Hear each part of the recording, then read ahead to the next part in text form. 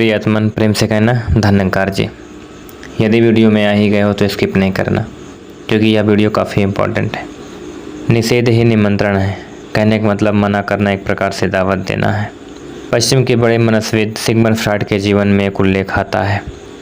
वह अपने पत्नी और बेटे के साथ शाम को एक बगीचे में घूमने गए थे। काफ़ी देर तक दूर दूर हिस्सों में टहलते रहे, घूमते रहे, बगीचे के भिन्न भिन्न हिस्सों में आनंद लेते रहे। फिर लौटने का समय आ गया, वक्त आ गया। बगीचे के गार्ड ने विसल बजाई, सीटी बजाई, संकेत दिया कि अब बगीचा बंद होने का समय आ गया है, गेट बंद होगा, सब लोग बाहर निकल जाएं। फ्रॉइड और उसकी पत्नी जब गेट के पास पहुंचे तब उन्होंने देखा कि बेटे का तो कहीं पता ही नहीं चल रहा है। थोड़ी देर पहले संग में था, साथ में था, अभी चलते चलते अचानक गायब हो गया। जब पीछे पलट कर देखा तो बेटा है ही नहीं। बड़ी मुश्किल हो गई। वह गार्ड कह रहा था कि बस 2 ही 3 मिनट बचे हैं, 2-3 मिनट के अंदर सभी लोग बाहर निकल जाएं, वरना मैं गेट बंद कर लूँगा, क्योंकि मेरी ड्यूटी ख़त्म हो गई है। सब लोग बाहर जा चुके हैं। अब यह दोनों भौचक्के खड़े हैं कि क्या करें। फ्रॉइड ने अपनी पत्नी से पूछा कि ये बताओ, तुमने बेटे को कहीं जाने से मना तो नहीं किया था? पत्नी ने कहा कि हाँ, वो जो उस कोने में फव्वारा है, शावर है, उसमें काफ़ी पानी था और मुझे काफ़ी डर था कि बेटा कहीं अगर उसमें उतर गया तो डूब न जाए, तो मैंने वहाँ जाने से मना किया था। फ्रॉइड ने कहा कि जल्दी चलो, वो वहीं होगा। दोनों भागे भागे गए और बेटा वहाँ पर मिल गया। वो फव्वारा में पानी में पैर लटका कर नीचे पानी से खेल रहा था। उसको लेकर बाहर आए। पत्नी ने पूछा कि ये बताओ, इतने बड़े बगीचे में तुमने कैसे पता लगा लिया कि हमारा बच्चा होगा तो वहीं होगा? फ्रॉइड ने कहा कि मैं मन के बारे में खूब अच्छे से जानता हूँ। किसी भी बात का निषेध निमंत्रण बन जाता है। किसी चीज़ के लिए मना करो तो उसका दमन करना पड़ता है, संप्रेषण करना पड़ता है, और वह दमन बहुत आकर्षक हो जाता है।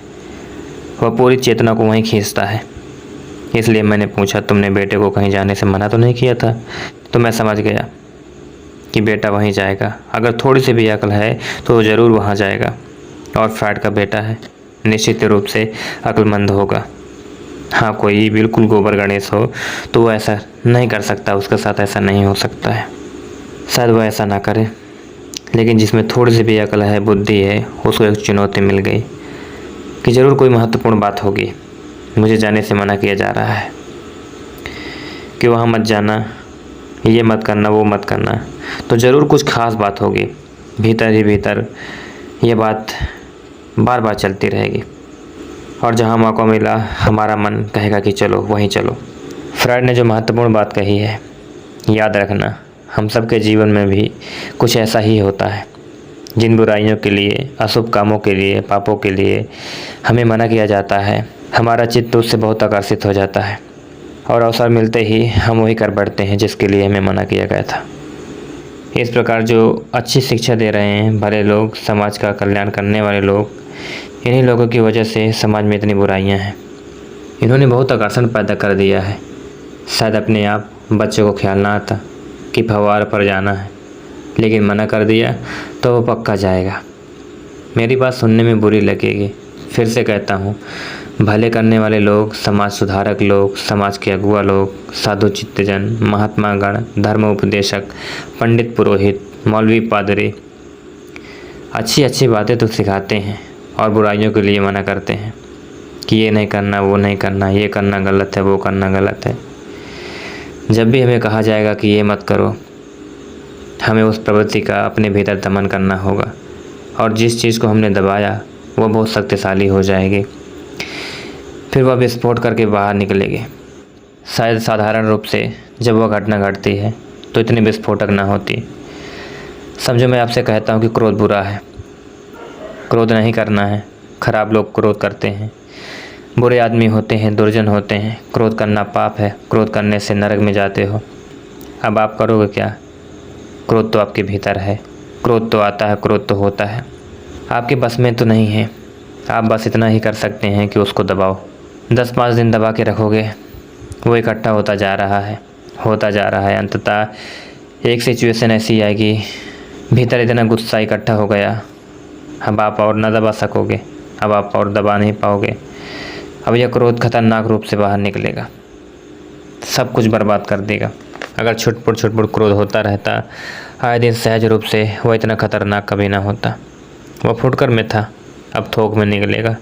निश्चित रूप से यह ज़्यादा डेंजरस होगा, खतरनाक होगा। इसलिए तथाकथित सज्जन लोग, तथाकथित साधुजन जब बुराइयों पर उतरते हैं तो वह बहुत बुरे हो जाते हैं। फिर उनसे बड़ा दुर्जन खोजना बड़ा मुश्किल होता है।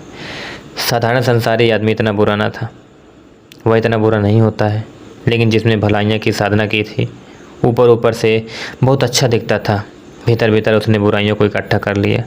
फिर एक क्षण ऐसा आएगा, ऐसी स्थिति बनेगी, अब उसके बस में नहीं है, उसके बस के बाहर हो गया है। अब ये आदमी बहुत बुरा हो जाएगा, बहुत ख़राब करेगा, जितना ख़राब एक साधारण व्यक्ति न करता होगा। मन के इस विज्ञान को समझिए। निषेध दमन पैदा करता है, आकर्षण पैदा करता है, निमंत्रण देता है। तो दास यही कहेगा कि मन के विज्ञान को समझो और मना ना करो, उसको पहचानो, उसको जानो, जानने के लिए ट्रिक दो, जानने के लिए बातें करो, कैसे जाने, कैसे उससे परिचित हों। क्रोध से वाकिफ़ करवाओ, क्रोध से रूबरू करवाओ, उसको दबाओ ना, तुम दबा नहीं पाओगे।